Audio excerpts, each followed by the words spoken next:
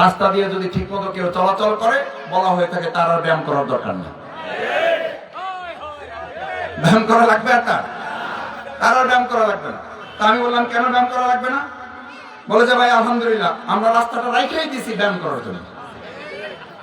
এবং বলে যে কারো যদি খাদ্য হজমে সমস্যা হয়, হজম শক্তির জন্য কোনো প্রবলেম হয়, হজমি ওষুধ খাওয়া লাগবে না। আপনি রিক্সা উঠবেন, ভ্যানে উঠবেন, অটো রিক্সা উঠবেন, ওটা আপনাকে এমন ভাবে অবস্থা করে দেবে যে আপনার হজম ওখানেই হইয়া আপনি ওখানেই খিদার জ্বালায় আপনি অস্থির হয়ে যাবেন। এরকম রাস্তা আমরা আরো 25 বছর রাখতে চাই। ধৈর্য ধরেন, অসুবিধা কি? দেখি না আরো 5 বছর ইনশাআল্লাহ। আল্লাহ যদি আমাদের তৌফিক দেন, আমরা এই অলিপুরা থেকে শুরু করে বাজার থেকে বিলবিলাস পল্লী বিদ্যুৎ মাঝখান থেকে যে রুট আছে, এই রুটের রাস্তা আমরা উন্নয়ন করে দেবো ইনশাআল্লাহ।